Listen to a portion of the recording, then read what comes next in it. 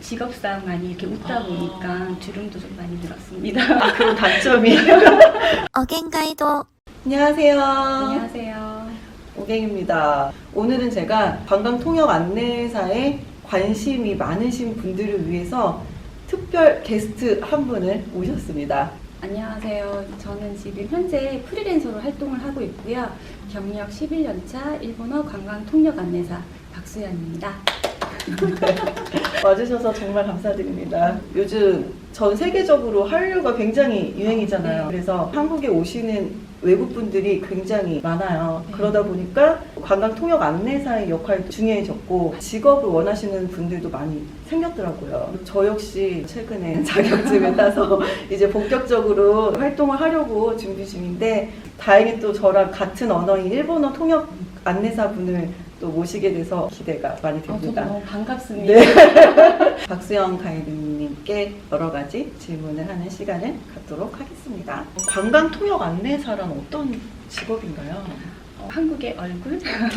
네, 아무래도 이제 한국에 대해서 많은 거를 이제 정보라든지 역사, 뭐 모든 걸 손님들한테 설명을 하면서 안내하는 역할이기 때문에 좀 한국의 얼굴이지 않나라는 생각을 많이 하게 돼요. 맞아요. 네. 그래서 민간 외교관이라고도 불리잖아요. 맞습니다. 손님들 만나면은 힘들어도 좀 많이 웃으려고 노력을 하는 게 그게 손님들한테 좋은 이미지를 안고 가지 않나 싶어서 여러분들도 만약에 가이드를 하시면 좀 많이 웃어주세요. 네, 인상이 되게 좋으셔가지고. 네, 직업상 많이 이렇게 웃다 보니까 주름도 좀 많이 늘었습니다. 그런 단점이.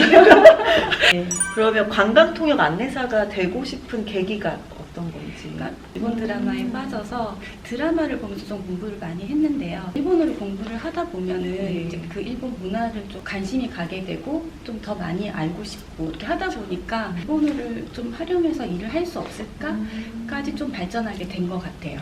많이 궁금해하시는 게 통역 안내사잖아요. 네. 이제 통역 안내사가 통번역 중에서 유일한 국가 자격증으로 제가 알고 있거든요. 네. 그래서 언어를 굉장히 많이 보지 않나라는 생각을 하는데 네, 언어는 어느 정도가 필요한지. 제가 생각했을 네. 때 관광 통역 안내사의 그 언어 레벨이죠. 네네. 손님들하고 이렇게 원활하게 대화가 가능한 수준이면 될 것 같아요. 근데 대신에 손님이 질문을 한다든지 이렇게 요구사항을 할 때 가이드가 잘못 이렇게 캐치를 해서 이렇게 받아들여서 좀 문제가 되는 경우는 없어야 되겠죠. 그래서 그 정도의 언어 능력이면 될 것 같습니다. 그러면 일본에서 살다 오신 경험이나 이런 건 없으시고요? 네, 저도 사실은 가이드 하고 나서 일본어가 좀 더 많이 늘었어요. 일본에는 있지만 우리나라에는 없고 우리나라에는 있지만 일본에는 없는 것들이 있는데 그런 단어들이 없다 보니까 이제 가이드를 하면서 이제 고민을 많이 하게 돼요. 이건 어떻게 어떤 식으로 표현을 하면 좋지? 그런 언어 실력은 가이드가 되고 나서 저도 많이 는 것 같아요.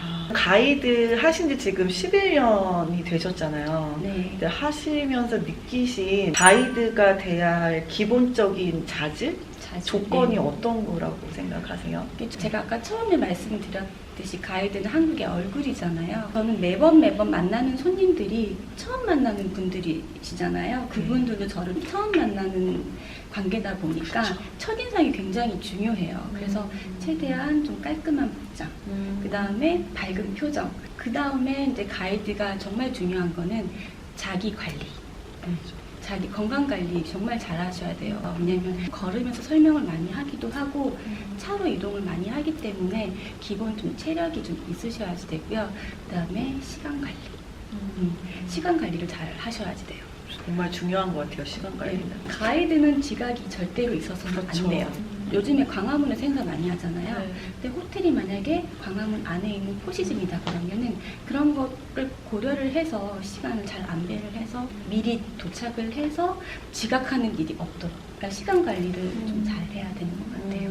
보시는 분들이 궁금해하실 것 같은데 솔직히 저도 이번에 자격증을 땄지만 자격증을 따고 구직 활동을 하는 게 굉장히 힘들더라고요. 네. 어떤 식으로 구하는 게 나은지. 자격증을 따게 되면 12월 달에 합격 발표가 나잖아요. 네네. 네, 그때 가이드 협회가 있습니다. 이제 가입을 하시면 이제 단체 카카오톡으로 이렇게 운영을 하시거든요. 아. 네, 그래서 거기에서 이제 뭐 공지 같은 게 올라와요. 관광 교육에 관한 것도 올라오고요. 네.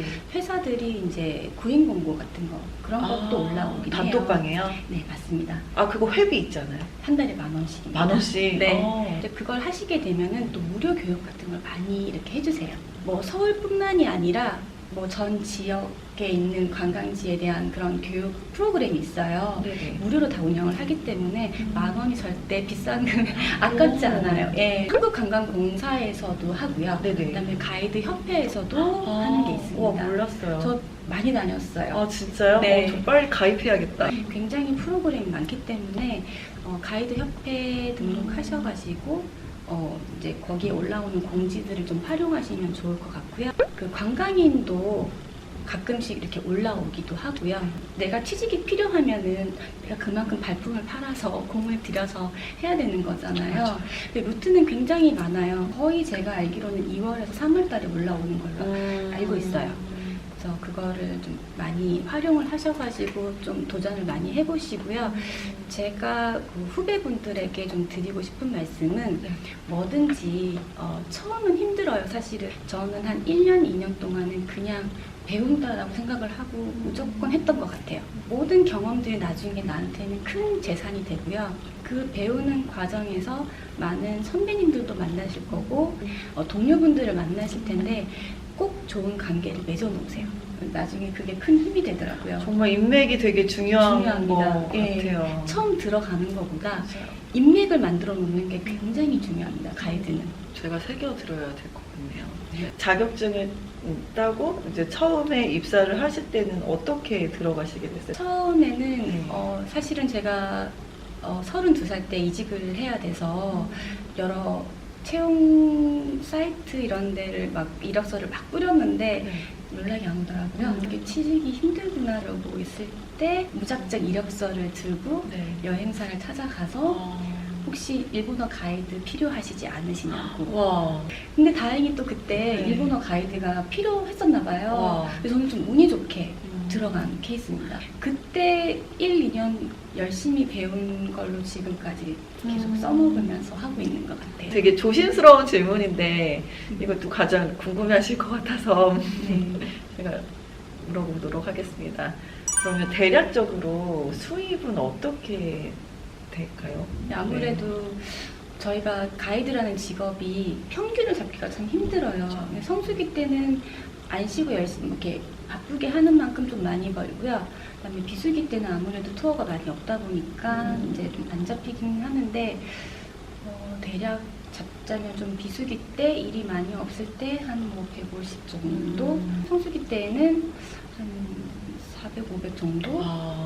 네, 근데 그게 좀 차이가 있어요. 더욱이 또 박수영 가이드님은 경력이 10년 이상이 있기 때문에 높은 편인 것 같아요. 제가 듣기로는. 제가 예전에 그 신입일 때 해보면 한 150에서 200 왔다 갔다 했던 것 같아요. 관통사 자격증을 따시는 분들이 연령층이 아무래도 좀 다른 자격증보다는 높더라고요. 정령이 없다는 연령 제한이 없습니다. 네. 그런 굉장한 메리트 때문에 하시는 분들이 많은데 네. 근데 또 실제로 구인 광고나 이런 거를 보면은 또 뭐 40세 미만 뽑고 이런 식으로 생각보다는 또 연령을 제한을 하는 느낌이 또 많이 받았는데 실제로는 어떤가요?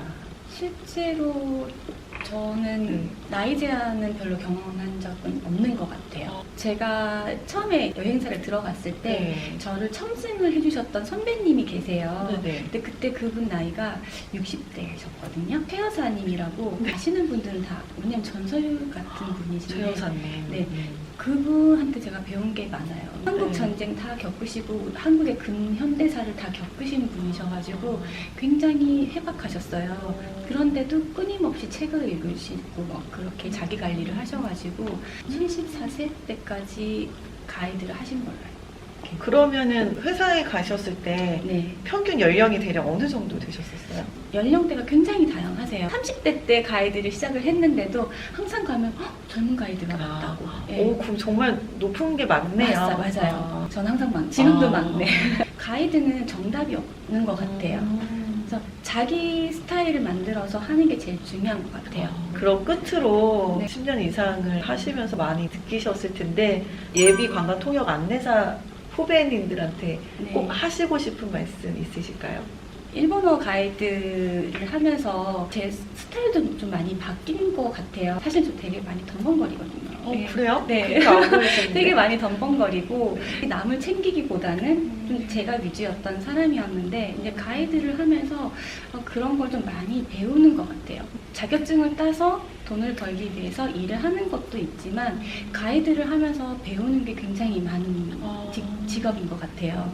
그리고 또 많은 분들을 만나잖아요. 또 그 분들을 만나면서 또 새로운 인맥도 생기고 또 배우는 것도 굉장히 많은데 굉장히 좀 매력 있는 직업인 것 같아요. 내가 해외를 가지 않아도 외국인 친구를 사귈 수 있고 만날 수 있고 가이드를 하면서 많은 곳을 가잖아요. 네. 그러다 보니까 한국에 이렇게 숨겨진 모습들을 많이 이렇게 볼 수 있고 힘들긴 하지만 성취감도 느낄 수 있고요. 그래서 정말 매력 있는 직업이니까요. 여러분들 많이 도전해 주세요. 저도 적은 나이가 아니기 때문에 이 직업을 선택한 게 정말 잘 한 게 맞을까 고민이 굉장히 많았거든요. 네. 선배님 얘기를 듣고 나니까 잘 선택한 것 같은 느낌이 들어서 너무 기쁜 것 같아요. 좋은 얘기 많이 들어서 굉장히 뜻깊은 시간을 네. 보낸 것 같습니다. 네. 보시는 분들도 굉장히 많은 도움이 되지 않았을까라는 생각이 드네요. おげんガイド 네, 오늘 이렇게 와주셔서 정말 감사드리고요. 다음에 기회가 된다면 꼭 저도 네. 가이드로서 네. 같이 좀 했으면 좋겠어요. 네, 정말 그런 날이 왔으면 좋겠습니다. 네. 오늘도 저의 영상 봐주신 분들 너무너무 감사드리고요. 다음에 더 유익한 영상으로 찾아뵙겠습니다. 감사합니다. 감사합니다. 안녕. 안녕.